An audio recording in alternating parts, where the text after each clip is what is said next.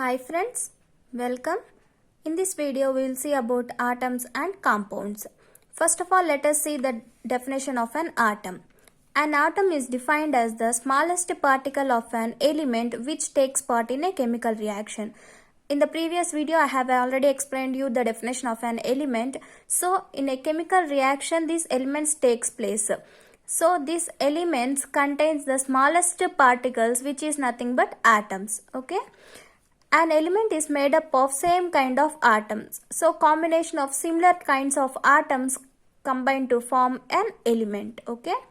For example, H2, O2, whatever it may be. Okay. Elements are monoatomic, diatomic, triatomic, polyatomic, etc.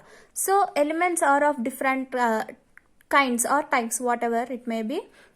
Monoatomic, that is nothing but single kind of atoms is present in an element.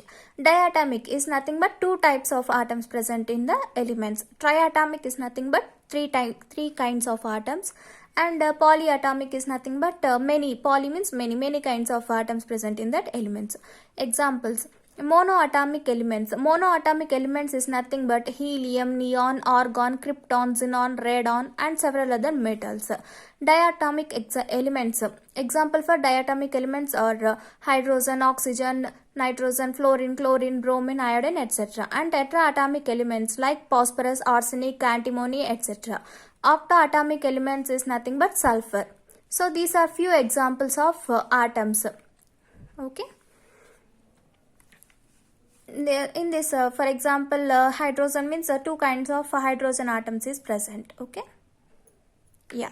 Now compounds. We will come to compounds. First of all, definition of compound. A compound is a substance composed of two or more different elements chemically combined with one another in a fixed proportion by weight. This fixed proportion is important. Okay. So weight, you all know that we will measure in grams and whatever it may be, kilograms and all. So in this a compound, how this compound will be composed means different kinds of elements. We all have seen previously some examples. Okay. So these different kinds of elements chemically combine with one another. Okay.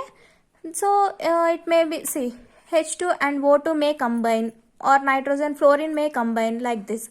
This is an example I have told you. So in a fixed proportion by weight. Fixed proportion by weight means through, for example, H2 we will take means this 1.1 gram means oxygen also 1.1 gram, nitrogen also 1.1 gram. So whatever the kinds of elements we are taking, it should be in a fixed proportion by weight.